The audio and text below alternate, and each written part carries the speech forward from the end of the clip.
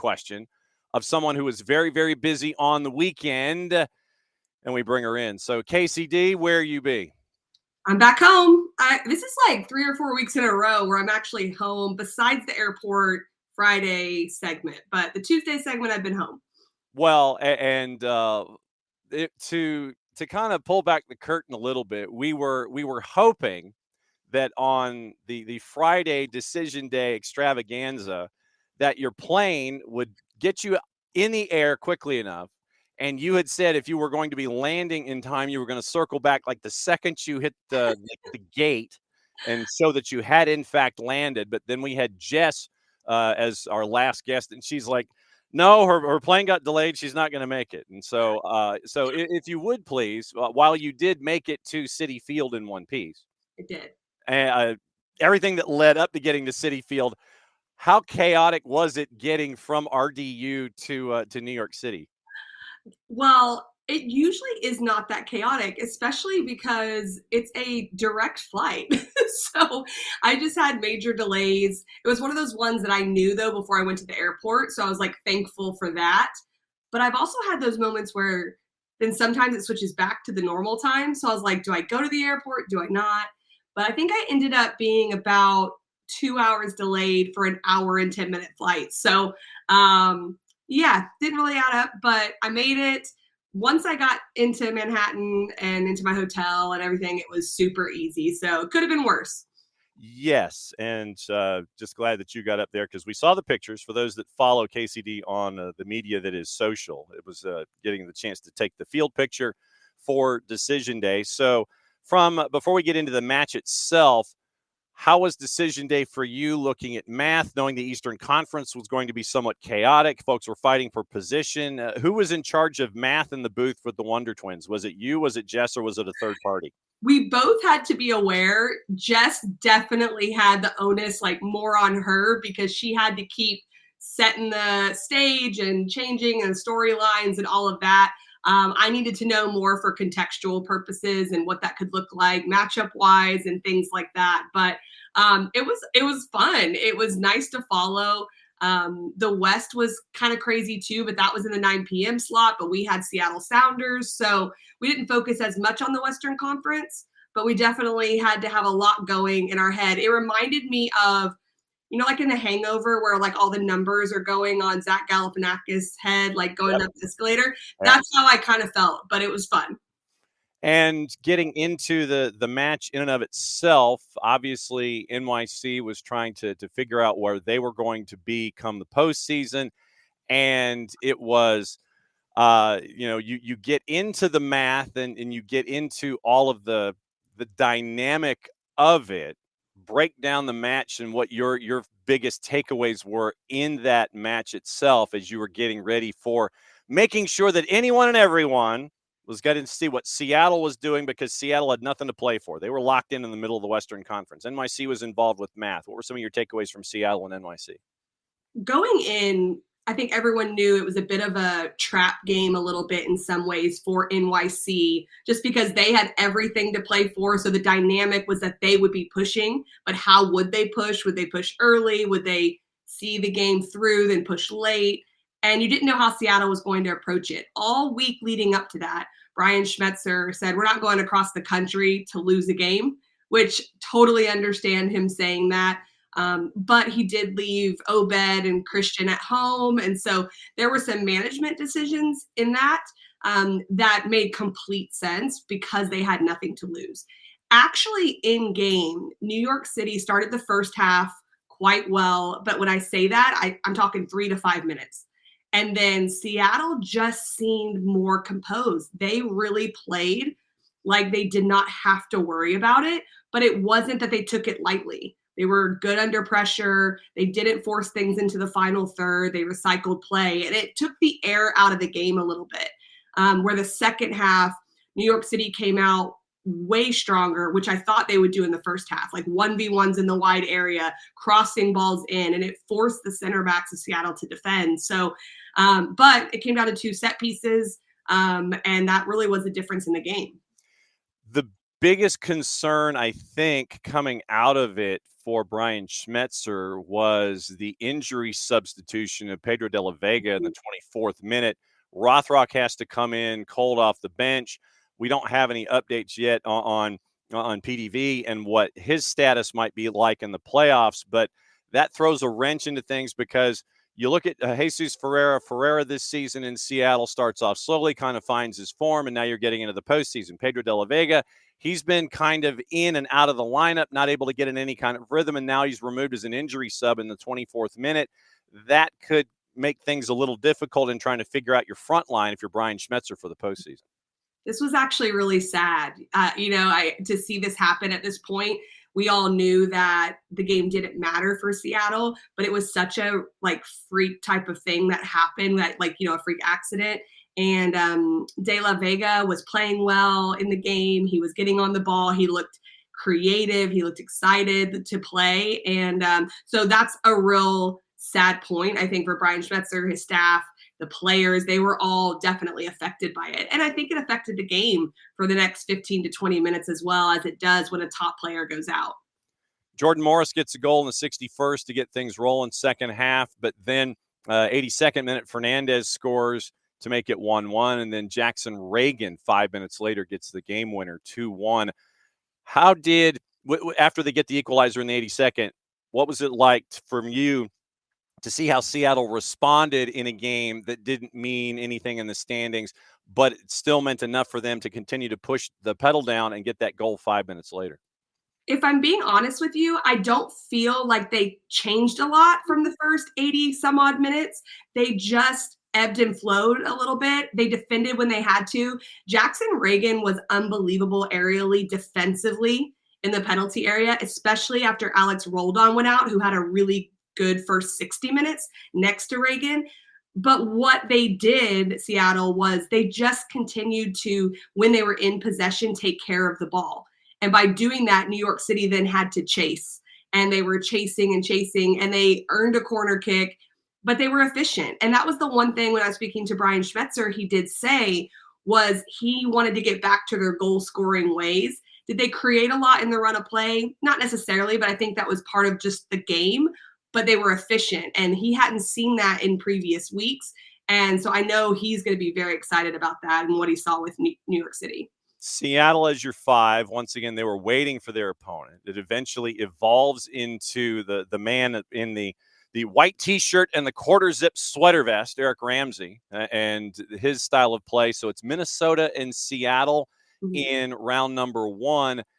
I'm intrigued because, once again, you get this clash of styles, and this one is set up for the late game on Monday night. Minnesota, to me, they kind of play like the ball's got cooties. It's we don't want nothing to do with it. Y'all can have it. We'll sit there, and you can have possession. And the numbers traditionally for Minnesota, they look skewed, and you're sitting there and going, dude, what are they doing? But that's their plan. They don't want the ball maybe 40% of the time tops, but they want to take your pressure. They want to be clinical. They want the turnovers. They want the short field, and they'll be clinical in their chances. You get Seattle on the flip side there, and they want to kind of play throttle wide open a little bit. That 4-5 should be interesting with a contrast of styles. Great matchup. It was an anticipated matchup when we were speaking to Brian Schmetzer, and going with, do they go with a single forward? Do they go with the 2 front? And he was thinking about maybe using that against New York City, but he wanted to take one game at a time. So they're trying to figure out how they're going to break down that defensive block of Minnesota. And you're right about Minnesota. They're completely fine out of possession. But the reason is they are clinical. They do have finishing efficiency, and they do want to entice teams to come at them, to get an expansive shape, to give ground, to give space so they can try to occupy behind the back line in transition. So it is a clash of styles, and both teams are really good at what they do. Then the other 4-5 through the evolution of math. Charlotte is your 4. They are going to be hosting game number 1 in their series on Tuesday. So by the time you come back next week, we'll have a better idea as to what Charlotte is going to be doing, getting ready for NYC at the bank. And I'd mentioned it before you came in, and we have noticed this season with Charlotte that legitimately, if you want to really push some buttons, You do that on Wilf Zaha. Literally, it's like, the guy that you sit there and you're standing next to him and you take your index finger and you sit there and you poke him in the sternum and you sit there and you go like, and Wilf doesn't want to take it. It's just like, stop poking me, stop poking me, stop poking me. You don't get to that third one. He'll grab your index finger and he'll try to sit there and do something with it. But that cost him in this last match, and that could be big, at least for an early step for NYC on the road. Jessica and I actually, as we're looking at scores after the broadcast, we had gotten off of post game and we already knew the score of Charlotte beating Philadelphia. And then I go, wait, there's a red card, Zaha. I was like, what is he thinking? Like, you're up, you're fine. Like, what are you thinking? And so we didn't know at the time what had happened or what he had done or things like that. But as a top player, you have to be better. You have to have more emotional control. And I do believe, and I'll be a bit of a player here for a second, players that are just so successful sometimes just have moments where that happens. But like, I think of Zidane in the World Cup, and I'm like, what was he thinking?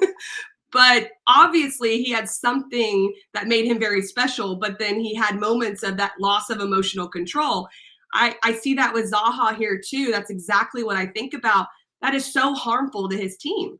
Going into the playoffs is just a moment that you react, and what you do is you send a message that other players can do that, and they're going to get to you. So it doesn't stop.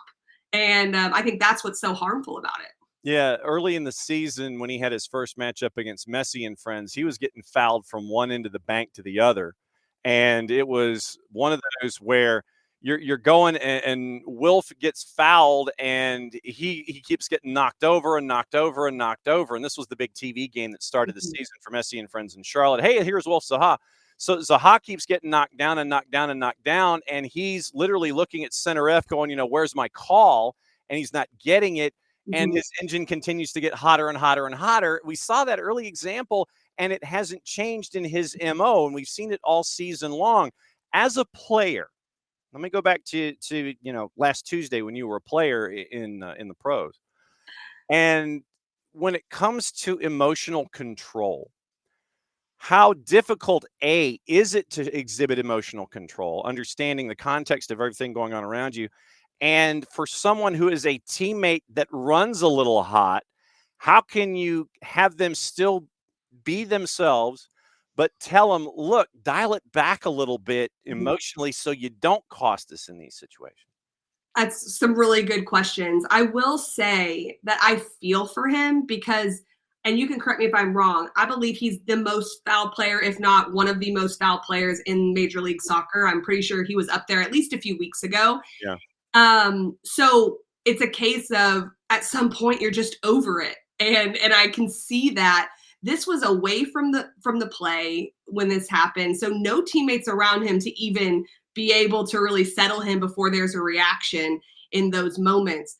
I don't know 100% if you can take that out of a player, because as much as us on the outside is looking at the medium-term, long-term piece of how this hurts Charlotte, a competitor, a pro is in there competing in that moment, and they can run hot. And it is a mistake, and hopefully he can grow from that.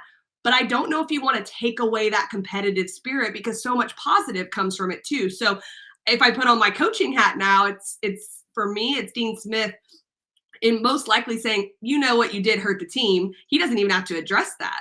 It's more now, let's move on. Hopefully we get to the next game and we go from there. So I think it's an interesting situation, but from the outside looking in, you just know how much that impacts Charlotte. Top 5 in the fouls suffered category. Chucky Lozano at 56, Joseph Paintsil at 60, Bruno Damiani at 65, Carlos Heel at 78, Wilf Zaha at 102. That is about 30% more than the number 2 person in Major League Soccer. That is 24 fouls more than Carlos Heel. Wilf Zaha cleared triple digits in getting fouled in 31 matches this year. And I think there's 2 reasons for it. The more cynical reason is they know they're going to get a reaction out of him and take him out of his game. But the reason that gives him credit is the player he is. and how hard he is to defend. He comes inside, he goes outside, 1v1. I think it's a combination of both, but that is an insane number of fouls, more than the person in second. Yeah, so 24 more. So like I said, it's about like 29, 30% more. And Wilf Zaha in triple digits is absolutely insane. So not going to be around for match number 1 in that series coming up next week. We'll catch up with Will Pelagic coming up Friday to talk about Tuesday in the 4-5. All right, let's take the tour and find out what else is going on in and around soccer. Let's start in the NWSL. Had a couple of folks get some curtain calls in Los Angeles. And it was obviously the emotional moment that you hope never comes as a player, even though you know that Father Time is completely and totally undefeated. And LA had a very special moment with a couple of players, with Kristen and with Allie on the weekend. They did. And I was happy that they were able to get this moment, because when you go towards the end of the season, you don't always know if they're going to be able to do that exactly how it played out in that game. But to see both of them have their moments was really special. They've both been pioneers in the game. And, Allie Riley being American, but playing for New Zealand, and all she's done with the national team there, what she's done in the professional game here. And then Kristen Press, first signing for Angel City, all the goals she scored for the U.S. women's national team. Right now, she is the top Black player in scoring goals for the women's national team. And that's just unbelievable, because now you look at our women's national team and all our goal scorers are. So it's the way that she really broke through the national team and that barrier was something really special. And so to have that moment for both of them was nice to watch. Then taking the tour, obviously one of the other moments of the weekend, you were kind of busy. So this is like kind of us catching up on intel. Yes. Decision day. Temwa Shawinga is going to miss international play this week. There was an injury report that was given out yesterday on social media. She writes on social that she will not get to represent her country national team coming week due to injury. Currently working with team doctors and coaches at Kansas City to get back on the field, taking it a day at a time, sending her love to the Malawi team, wishing them the best of luck. Listed as questionable with a knee injury before Saturday's current Houston Dash match. Subbed out, carried off the field in the 29th minute. Vlatko tells reporters after the match, didn't involve her knee, but it was an injury to her right leg. And in the injury, Shawinga references her adductor as the injury. For those of us that are not like you, who played the game professionally and still continue to play at a high level, what does the adductor mean to the soccer playing athlete? Well, I am going to be honest with you. I think I'm right on this when I answer this question, but it's so high up on the upper leg that it's responsible for your movement in and out. Mm-hmm. So like when you add to your body, so your leg's wide and you add into your body, it's like that muscle that brings it in. So being able to pass and have that movement, it's really impacted by it. And so, I mean, that impacts everything. And so it's a bit of a rare thing. Some people will strain it every now and then, but for it to be something that causes you to potentially have an MRI, like they're really trying to make sure that this isn't a problem. I don't know personally what the recovery time is on that, but since they're already in the number 1 spot, I can't imagine her, even if nothing is really wrong, I can't imagine her showing herself on decision day, that they would wait for playoffs if it's even a possibility of her coming back. Current finished the regular season at home on the 2nd. So international window. Then next week is the wrap up with last regular season matchup Sunday, November 2nd. They play San Diego. Postseason play opens in 3 weeks, November 7th through 9 with the quarters. Semis are November 15 through 16. Obviously, Vlatko Andonovski, they've got, weapons upon weapons upon weapons, and they've, like 98 deep when it comes to who can score for Kansas City. But not having Temwa Shawinga, what does that pull out of the lineup, even if it's just kind of, that one match early on in the playoff picture? What does she bring to the table? Well, she can't be replaced first and foremost by one player. What she does, not only tactically, how she impacts the way they match up with oppositions, but just her ability to score goals and to frighten back lines, like that cannot be replaced. So they're going to have to figure it out by committee. They have plenty of high-level elite players. But they are going to have to get someone that stretches the back line, or that at least scares the opposition to stretch the back line, because then that allows the midfield to have more space to operate, like a Lola Bonta, like Claire Hutton, players like that. They do have players that can stretch the back line, but I don't know if it incites the fear into the opposition. Actually, I'm pretty sure it doesn't. So there's other ways to be able to attack oppositions. It might just have to look a little bit different on decision day, but that's okay. They can actually use that to see exactly how this is going to work. And Vlatko has rested Chewinga a couple times this year. So I'd have to go back and look exactly what he did in those moments, but I can imagine he has in his mind, if this were to happen, it's such an impact. How would we go about our business? Yeah, and November 2nd. So once again, international window is this week. And then in 2 weeks, November 2nd, obviously we'll have more intel when you come back and visit next week. Kansas City, San Diego, 3 o'clock start. Then you got a bunch of the 5 o'clockers with Utah, Washington, Portland, Houston, Orlando, Seattle, North Carolina Courage, Gotham, Racing Louisville, and Bay, and Chicago and Angel City. Standings, just as a refresher here for everybody as we go into it. Kansas City is like they play in Kansas City, but everybody's like looking at them from Minnesota. That's how far away they are when it comes to the standings. 18 points clear. Washington is the number 2. Then the fun begins. Orlando at 39, Seattle at 38, San Diego 37, identical record to Portland, and goal difference is 3 more to San Diego for Portland. Gotham is at 36 in 7th. Racing Louisville's at 34 in 8th. North Carolina's at 32 in 9th. Houston still with a shot in 10th, but no, actually, the math does not help out Houston. They go to 33. So Courage is at the 9 looking in, and by the end of it all, you have 3 through 9 separated by 7 points heading into decision day. Standard chaos, right? Oh, it's typical. We know this. So what I'm going to do is just pay attention to Racing Louisville and North Carolina Courage, because that's the last spot of the playoffs. And I mentioned this last week when we spoke, that they're playing the exact 2 teams just flipped in the last 2 games. And so North Carolina was able to get a win versus Bay. Racing Louisville tied Gotham. Now they flip. So Racing Louisville, it's really in their hands. And I'm pretty sure that, and you can correct me if I'm wrong, because I know you have it in front of you, that if they tie and North Carolina wins, North Carolina will have the goal differential. And so that is something that, at least for Racing Louisville, they know they need to go after it. And so it makes a lot of fun at the end. Yeah, so here's goal difference right now. Courage right now going in are -3 in goal difference.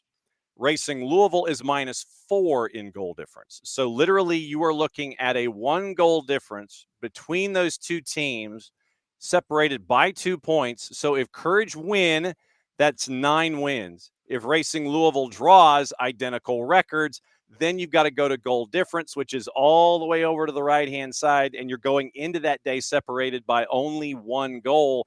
If North Carolina if North Carolina say, literally, they've got the 1 goal advantage. So that's all they need. And then they'd be okay with math. Oh my gosh, my head is starting to hurt already. So you're looking at that kind of math, but North Carolina Courage right now, they would have a 1 goal advantage going into decision day when it comes to NWSL. Obviously, when we come back and revisit it next week, we'll see if we have updates on injuries and things when it comes to prep. SEC and ACC, before we get you out of here. We now have some of the teams in the SEC that have clinched postseason berths. I want to say that Mississippi State actually got a clinching berth with a win over the weekend.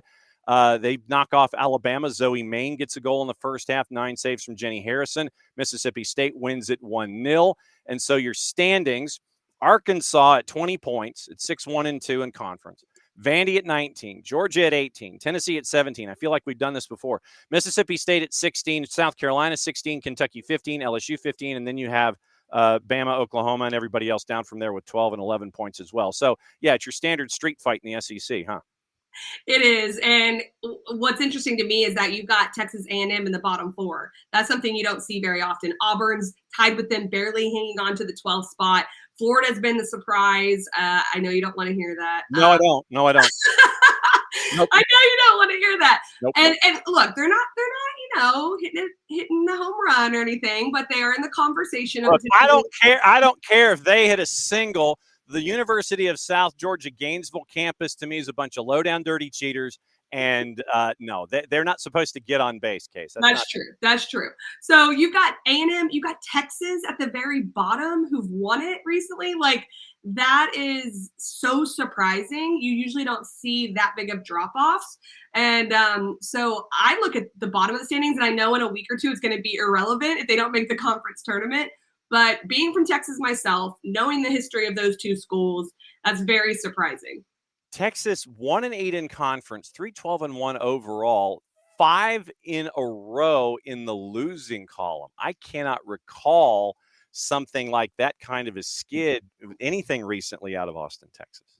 No, it's really surprising. And over the last year or two, they have lost some really big players in Trinity Byers and Lexi Missimo, players that are playing professional in the NWSL or the USL Super League. And these were players that were setting records from an NCAA perspective.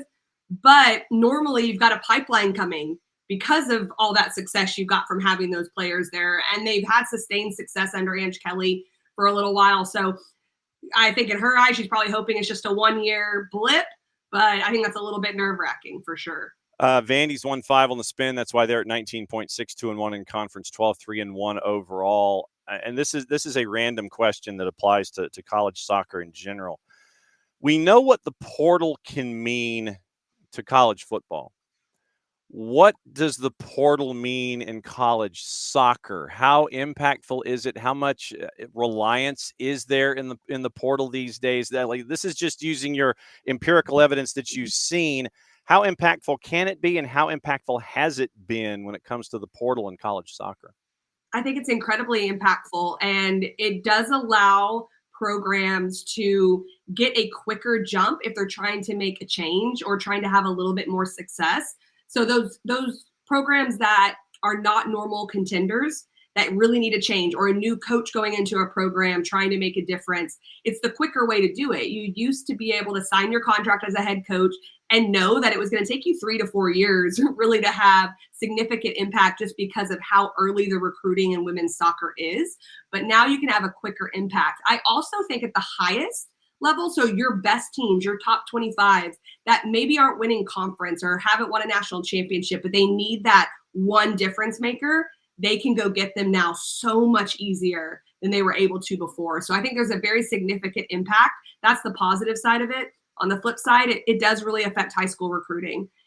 Maybe not your top 1-2 percenters, but the player that's playing at the mid-major level potentially that was getting recruited there is now having a hard time because it's like a trickle-down effect where people transfer and people go into the portal. And so coaches are more willing to take players that have 1 year of proven college eligibility and playing time, which I don't blame them, but it affects the high school recruiting. So there's a lot of nuance to it.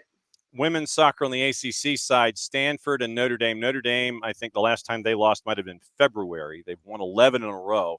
12-0-1 in the overall, 7-0 in conference, but they're still a point behind Stanford. They've got a match in hand, 7-0-1 to 7-0, 22 points to 21, and then it's everybody else. Cal at 16 in conference. Virginia, NC State, identical records at 14. Louisville and Florida State, identical records. They have played one more match than Virginia and NC State. They're both at 14. Duke is 4-3. Carolina's 4-3. Wake and Clemson are at 11 points. SMU at 8, and then everybody else down from there: BC, Syracuse, Pitt, Miami, the University of Coral Gables, and Virginia Tech are both at 7-1. Where's your Ramses mug, by the way? Oh, I don't have him today. I forgot. I've got my Tobacco Road golf mug. Okay. So this is what happens when you go and play golf on Tobacco Road. You end up with something other than, say, a golf club or a putter or a golf towel. You end up with the Tobacco Road golf mug. You have to. You got to get a souvenir somehow. Absolutely true. So you look at Notre Dame and Stanford and everybody else on the women's side, and Duke and Carolina at 4-3 in the middle of the pack. Well, there's 3 points separating, I believe, 4th through 11th. And 11th or 12th. I think Clemson and Wake are both tied at 11 points, which Wake was a top 10 team here just a little bit ago and still is highly ranked and highly touted. And you got Duke and Carolina right above them. You've got NC State up there, which has been a surprise. Louisville having the year that they're having has been a surprise in a lot of ways.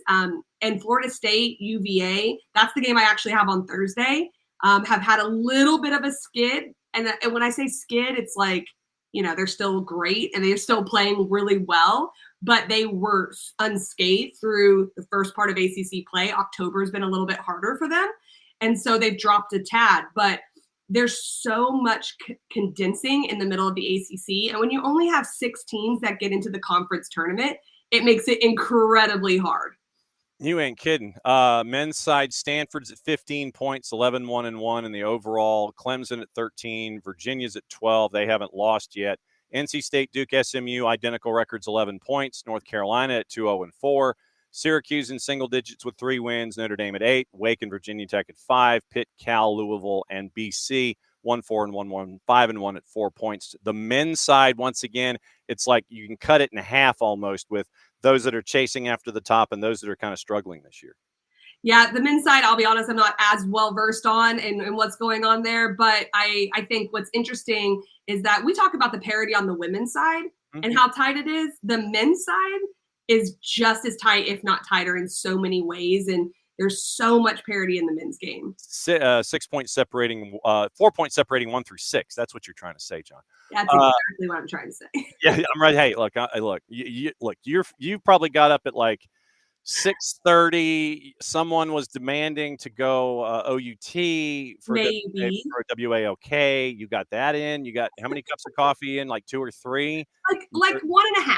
1.5 right now. But I do think Owen might want to say hi. Should we give him an appearance or what? Yeah, absolutely. We are a pet friendly show. We are always. Come here. Owen, let's see if he'll. Oh, he was sleeping. I think he might have been sleeping. Come here. I see now. You see now you just got him angry.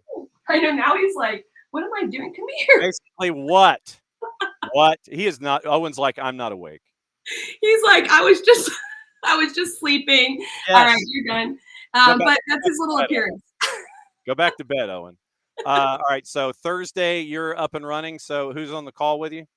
I'm with Jen Hildreth. So we will have, it's 2 games back-to-back on ACC Network. It'll be Virginia, Florida State, and then Notre Dame will play after us. And so 6 o'clock and 8 o'clock p.m. from Charlottesville, we'll be out there meeting with Brian Penske and Steve Swanson, the head coaches, on Thursday. But both of those teams need a win, honestly, to be where they should be. Like, it won't hurt them if they tie or if they lose too much, but I know that they're both going to be going after it.